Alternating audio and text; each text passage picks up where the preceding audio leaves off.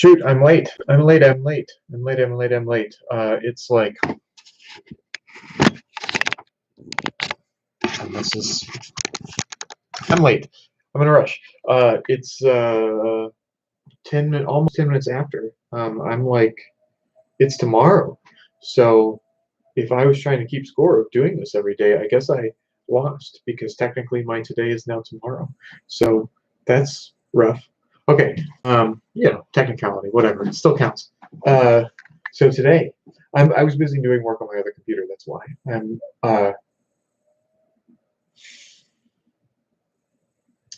don't want to talk about it.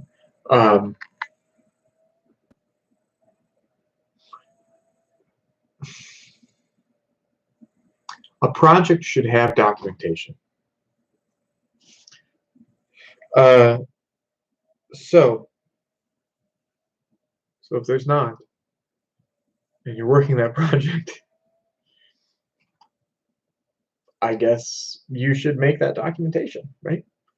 Better late than never. All right, so what was I going to say? Not much, I guess. Something, though, about who's responsible to do what. So one of the things that I feel strongly about in a positive way from this book, that, like I said, I'm in the middle of reading something else that is The Dark Side of Democracy.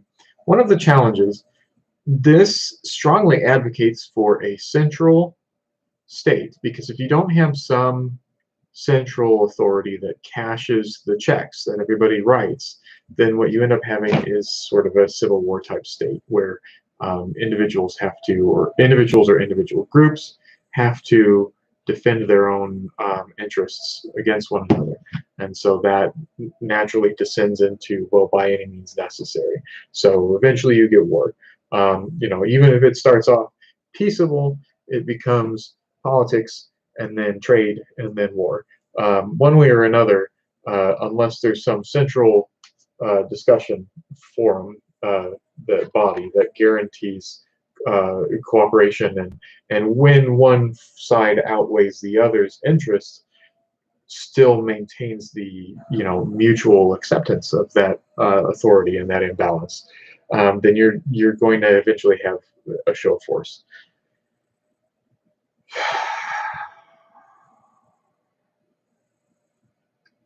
Didn't mean to describe our current situation.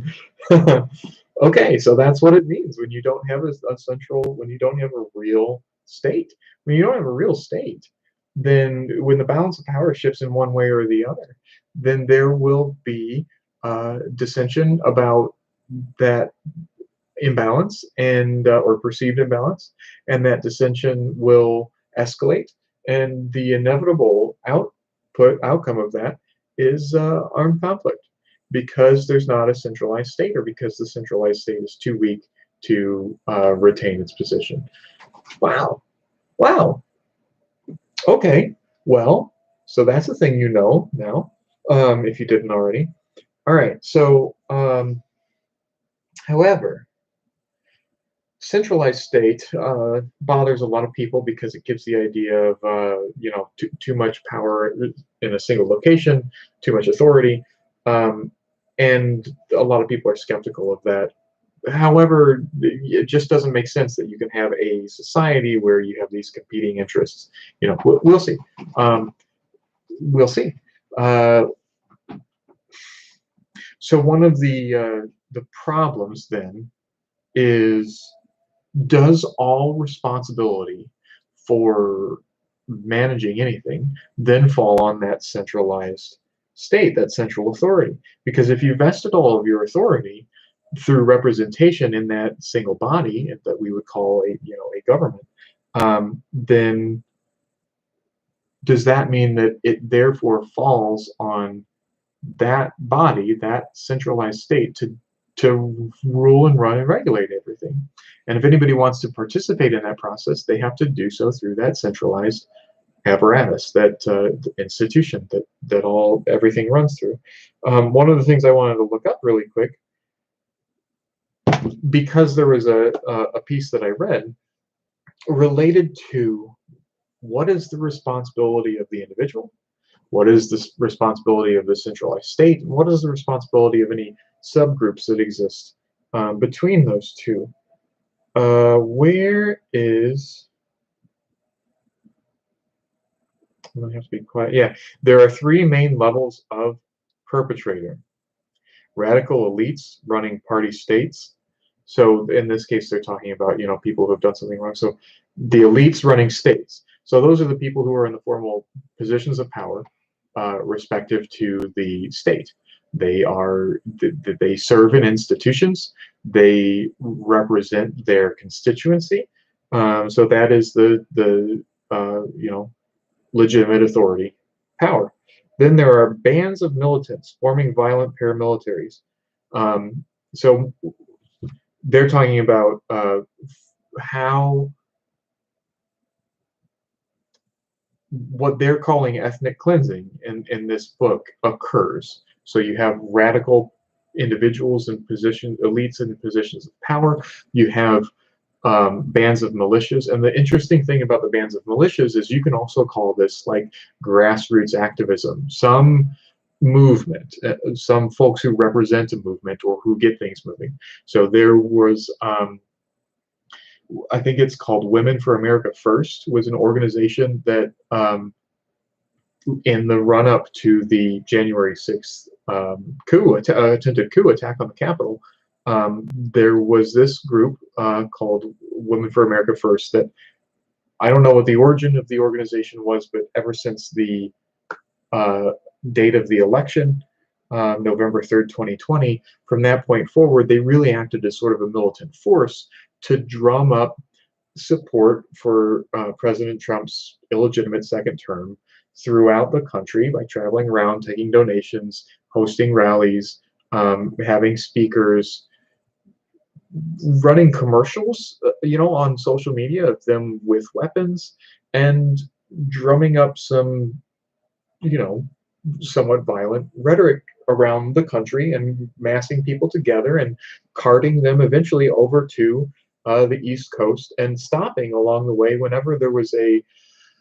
senator or representative who needed to be coerced toward abandoning their whatever principles they had and supporting Trump as in a second term, despite the results of the election. So this was like, this really genuinely does fit that category, fit that description of bands of militants forming violent paramilitaries, because this, I assume, what started as a political activism group called Women for America First, also solicited and brought in and lauded and praised and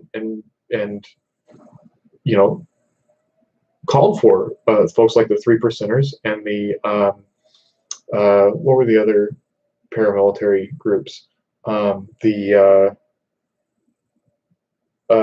Shoot, come on, Black and Yellow, Libertarian, Proud Boys, and other white supremacist groups. You know, like the I don't, not to say that, you know, I'm describing white supremacist groups, because I'm sure that there's some distinctions that you can make in these militant, extremely far right leaning. Oh God, why am I trying? Anyway, so yeah, there's the state, there's the groups, which you could call grassroots activism, you could call rallying, you could call political organization, or, you know, you could describe aptly in this case bands of militants forming violent paramilitaries. And then the third one is core constituencies providing mass, though not majority, popular support. So that is your constituency. So what are the responsibilities of these different levels of individuals and groups in a society, and how do they play toward the inevitable outcomes of what that society does? Individuals certainly have some sort of role in society, right? Generally, that role is to learn, experience, report their learning, report their experience, interact with their social groups, spread messages, understand perspectives, and then interact with their democratic republic institutions. Elect representative government officials and participate in public discourse as provisioned by your government institutions. The role of the individual is to learn, grow, share, participate, and participate locally, participate socially, participate intellectually, and participate with your institutions. That seems to me to be the role of the individual in this equation.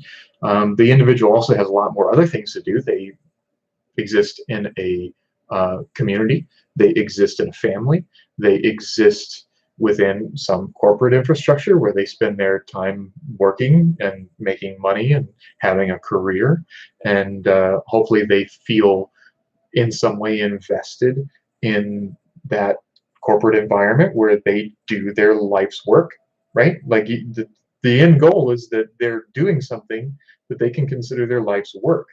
That would be what you would want out of that environment. Not, I would ditch this stupid pain in the butt whatever in a heartbeat if it weren't for the fact that if I did that, I would lose my home or wouldn't be able to eat. That's not the goal of that time. The goal of that time is that they are on some sort of career endeavor, is the hope. And then familial endeavor, your relationship, your love relationships, your family relationships, the raising of a family, taking care of the family that raised you, participating in a broad family. If you have a large family that all gets together, whatever family is to you, that's a major part of your life. Whatever community and neighborhood and social groups are to you, that's a major part of your life. And then there's this other stuff. So it's not like, this is all you do. But in terms of directly influencing things, it really should be this state apparatus thing. Or, I guess, you probably also affect things through your professional career, right? Then you probably, because you're the institution that you provide your work to, your value to, grows and changes and influences the world in a way that's larger than just you individually. So by definitely what you do professionally leaks out into the world and influences things. Yeah, sure. And what you do in your communities and what you do in your neighborhood and your social groups, those influence things too, because that's where you have the melding of ideas and sharing of experiences and sharing of ideologies and intellectual conflict and creative abrasion and all that kind of stuff. So all of that happens in real time. And then I guess you live life as a consumer. And I think as a consumer, it's sort of a one-way street. So this is where you can absorb messages through the media that you consume.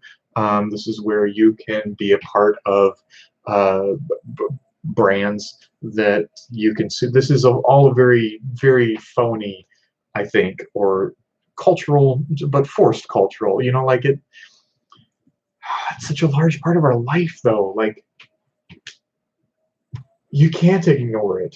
Like, I have stuff. I'm a Metal Gear, I'm a Kojima guy, Elder Scroll. Like, I always have something, right? And my alma mater. And I'm showing you books that I read, and here's a bunch of products, and then somewhere over there is my AR, VR stuff. Okay, so products, being a consumer of brands and products and media is definitely part of the equation, but not one that you really actively participate in any way that I think shapes anything. What is the fact that you watched and enjoyed or related to any of the Marvel movies have to do with who you are or how that influences anything in the world? It doesn't influence anything in the world at all. That you relate to some face that some character made in some movie and other people relate to it too, and you can share to that face with one another and have shared understanding about that feeling that you collectively have because you both experienced the same movie or media uh, that represented that feeling or whatever. It's meaningless. You don't, this is not you interacting with your world at all. It's not. It's just sucking on a, what do you call the little like gerbil water bottle thing where like you lick the ball and water comes out. Like that's all it is. You just like give me the, I'm consuming. You're just consuming, and you happen to be consuming the same thing that everybody else is consuming, and there's absolutely no value there, and there's absolutely no there's absolutely no value being provided back out from you into the world to influence anything. There might be value to you, you might be getting some dopamine out of it, you might be enjoying the media that you're seeing, but this is not you participating in your world at all. There is nothing about you being a consumer that is you participating in the world at all, except that you paid something to participate in that. Your money, your time, whatever. So the only participation that you have with respect to the rest of the world as a consumer of that product is that you paid for it somehow. Okay. So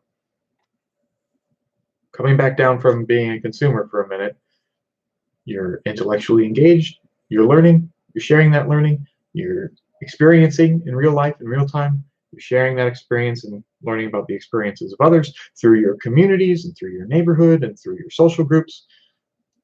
All well and good.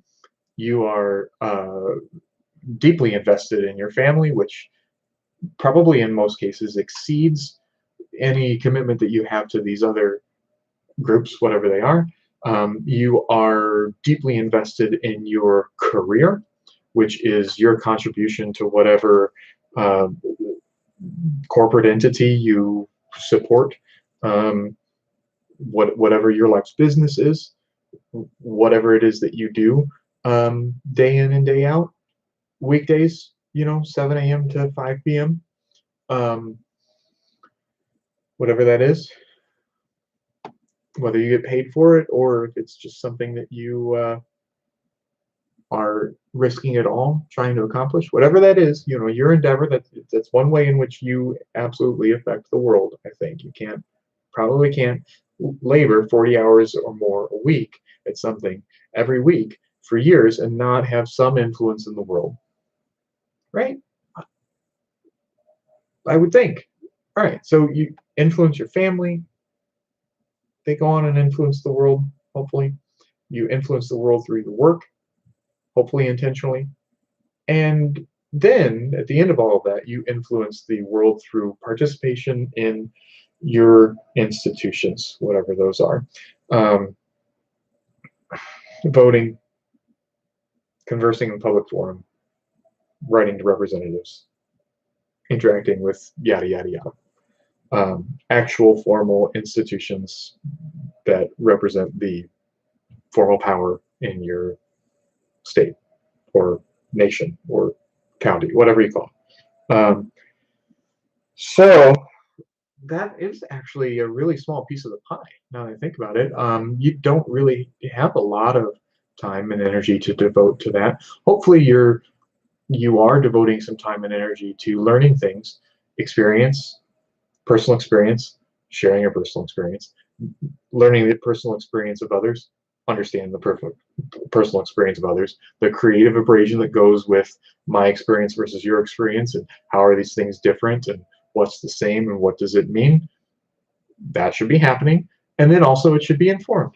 You should be somehow pulling in some sort of external data about what has happened, what could happen, what is happening, what it means, how things relate, precedent, theory, all that kind of stuff. What is it that we're trying to accomplish? How has that been tried in the past? What values are important? What should your personal ideology be? And how does that compare to your experience? And how does it compare to the experience of others and to their ideology? And yada, yada, yada. All of this happens on a very individual basis continually. And whether it's informed or not, it happens. You communicate with others, you have experiences, you either think that you're the most important thing in the world and everybody else's opinion doesn't matter, or you share information, you share experiences with people who are much like you, and none of you have any idea what the hell is going on in this world and why.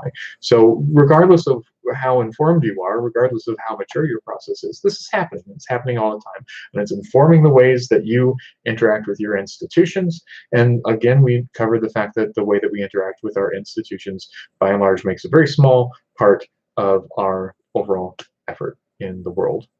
A large part of the effort in the world that we make has to do with our professional lives.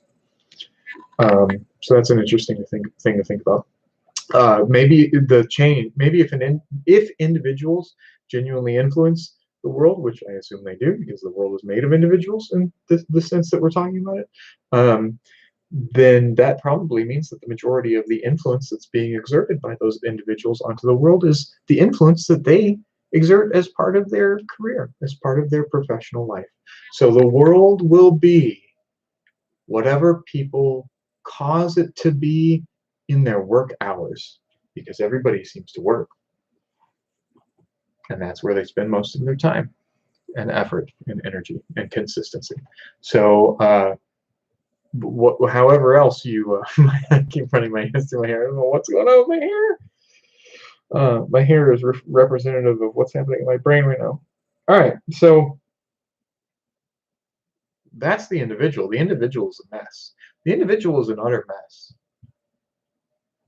The individual is a mess. How is the individual going to participate? And then there's the state, right? There's the centralized authority, recognized authority, power that represents the will of the individual people, the constituency who speak, apparently interact with their institutions if they can find the time. We would probably interact with our institutions more if we had the time, right? We'd probably care more about making a good society if we had the time to do that, right? So we don't have the time to do that because we need to work with all of our blood, sweat, and tears in order to maintain a viable life that allows us to live, with our basic needs met and raise a family in comfort and health. So that means we don't have the opportunity to do these elective type things like trying to make society better. So if that moved one way or the other, if it moved the one way of, hey, you have some more resources now, so you've got some more time, you can take it easy, you can participate in helping make your government better if you're so inclined and have the goodwill and the energy and the aptitude to do so. Or it could be, well, nobody really has a good job anymore and everybody's out on the street, so guess what? Now we all have free time again because nobody has any jobs and nobody has any houses, so we're going to interact with our government out of ignorance and spite. So if it goes either way, right? Either material quality of life can get better and we can improve society, or the material quality of life can get worse and we'll burn it down. We're on the knife's edge. We're on the knife's edge. It's going to be one of those. And it might be asymmetrical. Actually, some folks might do one and some folks might do the other, and we'll just have to live with each other. Or die because of each other. All right, so the individual is a mess in the current situation, and the institutions are a mess because the individuals aren't able to participate in them and uphold them. Also, we as a people seem to, because we have less time and energy to deal with any of this, loft more and more of our aspirations for some improvement onto that centralized authority and centralized power, because look, our hands are tied. We can't do anything about this. We have to work. Okay, we've got families, we've got mouths to feed, we've got jobs to do. Some of us second jobs, but some of us are in and out of medical care over the course of this pandemic and have families that we need to take care of who are ailing and in various forms of health and financial distress themselves and can't get help on their own without some family support. So probably people my age and maybe some younger and many older are tied on both ends. Uh, their parents are not in a position that they have all of their needs provided for them, and their children are not in a position where they have all of their needs provided for them. So look, I don't have time. I have my parents, I have my kids, I have my first job, I have my second job, I have my health. Fix it. You fix it. I'm telling you what to fix. I don't have time to do any more than that.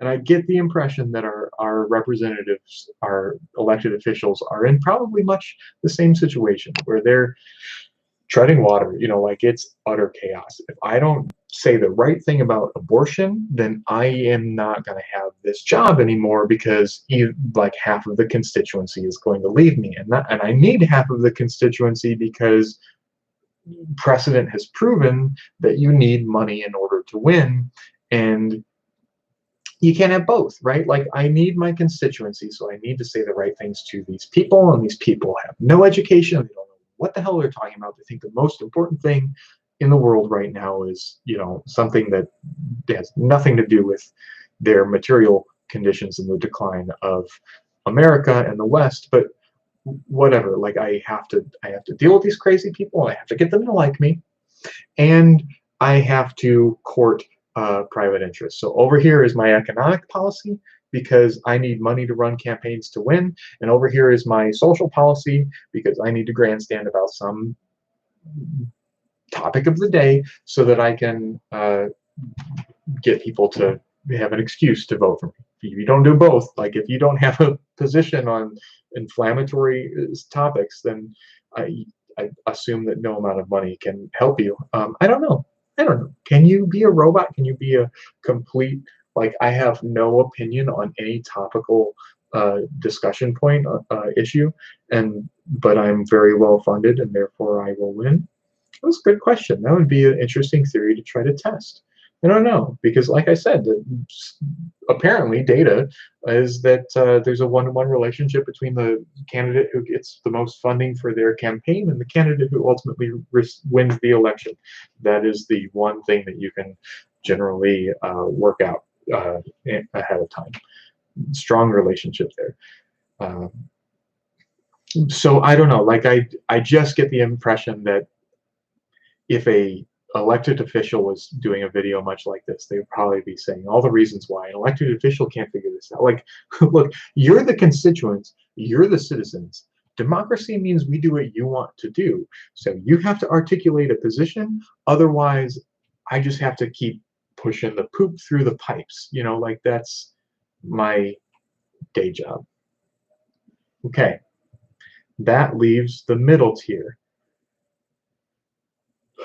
which this described as radical bands of militants forming violent paramilitaries, or in a non-violent political sense, political action committees, ideological leaders, movements, rallies, actors and organizers. That leaves our organizers, the middle tier of not representing everybody, but a sizable group of representation within the overall society. Those folks, I think, have a lot of impact. I do. I think that is an important role. I was thinking about, I saw what's that green lady talking earlier today, and she is serving in an elected official position, but they've decided that they're not going to allow her on several committees because of her extreme views on things that are downright bonkers. But she said, I'm going to take this opportunity to be more of a community organizer. I am going to take this opportunity to interact with folks more. So that means is I'm going to beat the drum. I'm going to be one of these Women for America First types who steps out of my role as a, quite literally, radical elite running a party state, and fall more into this like organizer type role where I can participate in helping lead and shape a movement. And that's very important right now because Mr. Fascism, my first fascism, is not allowed to talk online right now, so he can't continue to be the face and voice of the movement. So somebody needs to. So it's a good thing that we're paying her to have the free time to do that now. Somebody sent me a link, said, "What do you make of this?" with her speech today. I said, "The economy is failing, the people are tired of it. The rich get richer, the poor get poorer. This is a situation of enduring concern. The increasing anxiety is an immense energy source, mostly static, but occasionally kinetic. It's straining at the seams. So here is Green with an explication of causes and remedies. It's a moral failing. We need God. It's a failure of identity. We need borders. It's a failure of government. We don't need government at all. Unfortunately, missing from all of that is any discussion of economics, because the original root cause, any discussion of economics, the original root cause of the problem is it's not a condition of the private sector. Apparently not. She's a business owner. She knows business is functioning correctly. So, anyway, I'll keep reading. So I guess it's magic. The economy is bad not because of economics, but because it's scared by democracy, immigrants, and non-Christians. So that was my take on it. And I genuinely believe that she believes her position. And this is what I'm saying. Like, you influence the world, whether you are informed or not. Your position can be magic.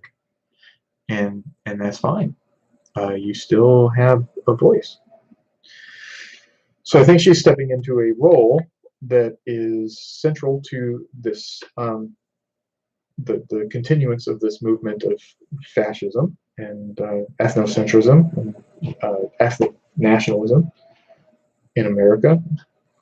And if economically we continue to trend in the direction that we're going, then she'll have plenty of folks with time to support her because they don't have jobs because they lost their jobs, or they don't have houses because their jobs don't pay enough, or they got sick and can't work, and whatever it is, like we have more and more people falling out of the system. What was the thing George Bush said? No child left behind. Like we have kids falling out of the educational system. So we just, I don't know, I guess decided not to do the educational system because you can't fall if you never leave the ground, right? I don't know. But that's kind of where we are, is everybody's falling out of the system. And the Republican platform continues to be, welcome to the bottom. Now we're here. Okay. What was I going to say? I was going to say that there is a division of power here. All three of these factors are important. The individual does have power. The individual does have a role in helping shape and improve and support, sustain society, just like the state does, and just like these groups do, these organized groups that have ideologies and leadership and resources and structure, internal structure. It would make, to me, it makes sense that in order to participate in this, you would want to be in that middle layer, which means that you need a microphone. You need a platform that's 1 foot off the ground, 1 foot higher than everybody else's, that you can step onto, where there's a place you can speak where your voice can be heard over a larger distance than the average person's voice. If you can step onto some sort of flat platform that is a foot higher than everybody else and your voice can be heard a significant degree further away than everybody else, then that means you are in this second category, right? Because that's all it apparently takes. You don't have to know anything. You just have to speak, and people just have to listen. Whatever your ideology is, whatever position you hold, and you will drive things forward. So that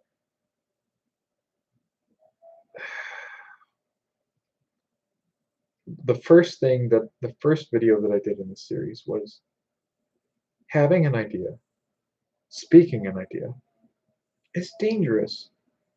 The things that people do in service to an idea are crazy, and they're crazy forever. However good that idea was, however much staying power that idea had, that's how long people will remain crazy in service to it. And so if you have ideas, you keep them to your damn self, like, that's way too much responsibility.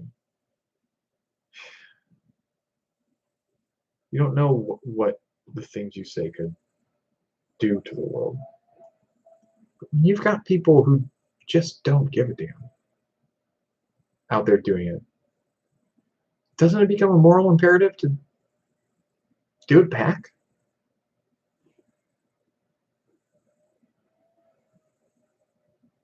That's reaction. Somebody's out there screaming something crazy, then I need to go out there and scream how crazy they are. That's just me reacting to them. Doesn't mean I know anything. Doesn't mean I have an idea. Doesn't mean I know what we should be doing and how, and who should be doing it and why. So no, it's not a moral imperative to raise your voice every time somebody else does. No, it's not. It's a moral imperative to educate yourself. It's a moral imperative to understand what other people are going through. Be honest with yourself about what you're going through and relate it to those other experiences, and share your ideology and grow intellectually and communicate with one another and try to be a part of something. Try to be an adult.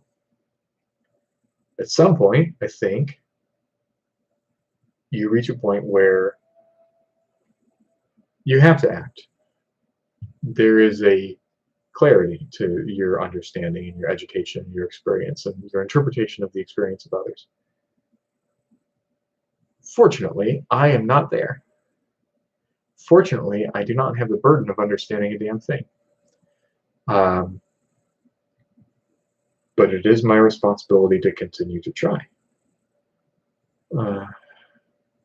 If not as an individual member of society, then at least, and if not as somebody living through quote unquote unprecedented or historical times, then at least as somebody who is invested in the future, because I have children that I care about that are heading in that direction.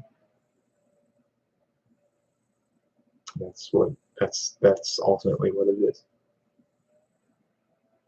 So I have a moral responsibility to increase my knowledge and increase my empathy until I can start having answers that I know are answers for the challenges that we face. And then when I know those things, I participate.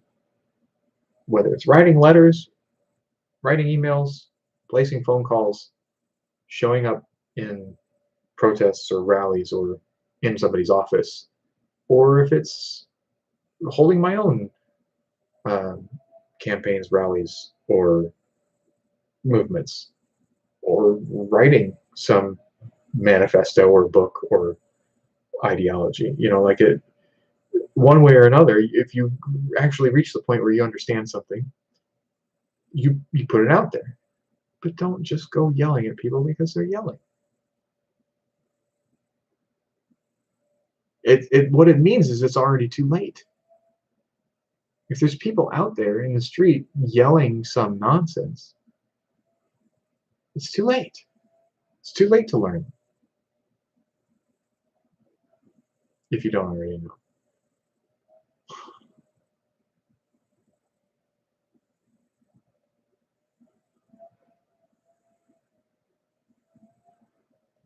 So this is crunch time.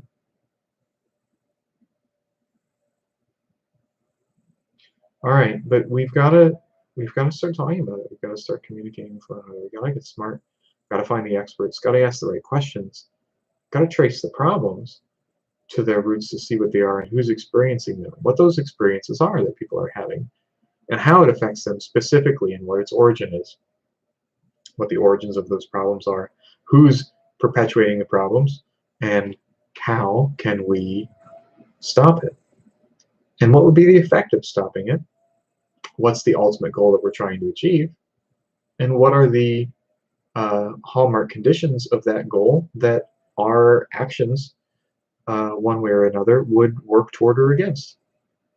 And what historical precedence is there for what happens when these sorts of solutions are put in place, especially in response to the types of problems we're trying to solve, especially in the climates in which we're trying to solve them? It's too big.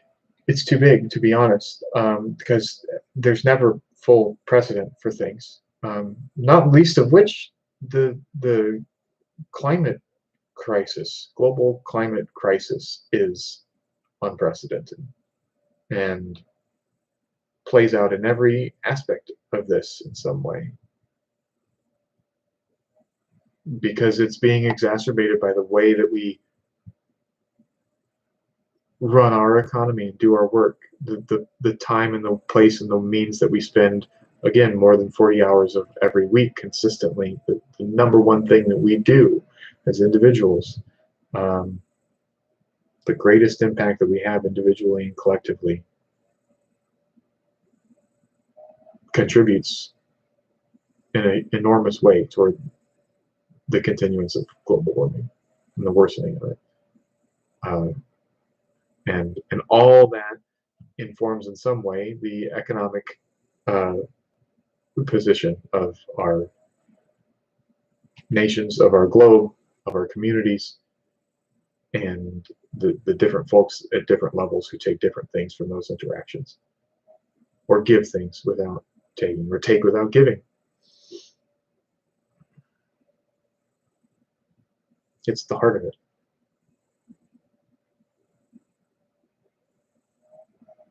It's a mess.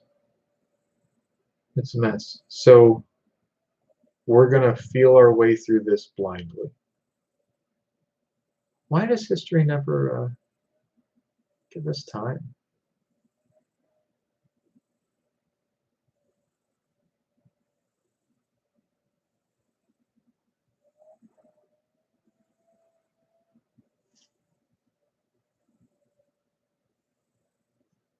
What can the individual do?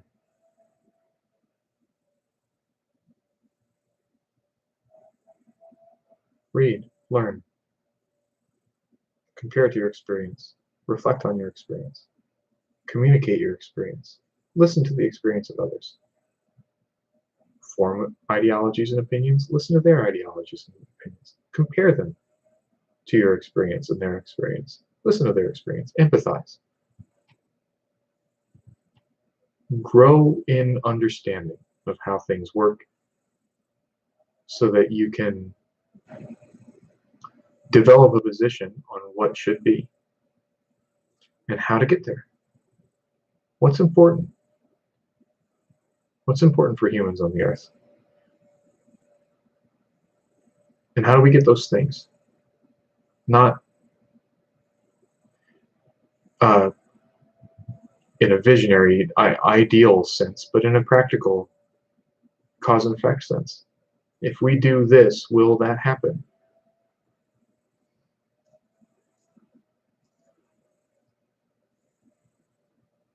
And if you ever get to the point where you know something, I'm not guaranteeing you will, if you ever get to the point where you know something, grab a microphone and start yelling about it. But leave the yahoos alone who are currently yelling. If what they're yelling is nonsense, don't just go out and don't make a fool of yourself. Don't waste your time.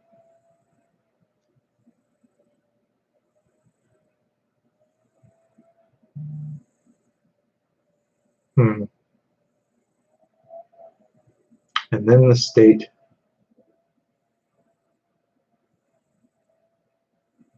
If we had a government, if we had a functioning government, some people say government's too big, right? It's like, it's so anemic. It's that like Time magazine cover kid who's starving with the vulture in the background. Like it's utterly wasted away. It doesn't represent people. It can't. The people that we put in those roles, the only hope they had of getting in those roles was that they raised enough money. And the only way they'll stay in those roles is if they continue to raise enough money. And the only way they'll raise enough money on the way in, while they're there, or on the way out is if they broker legislation in favor of the interests who gave them money. There's nothing else for them to do. Nothing else for them to do. I mean, they could take some electives, I guess. Pomp and circumstance.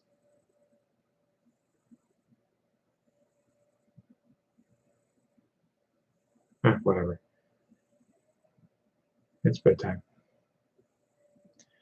I think I wanted to work on my project some more. I didn't rehearse anything. This is just what my brain looks like. This is just what goes on in my brain. Anytime you tell me start thinking, start talking, this is what comes out. Okay. Take it easy, everybody.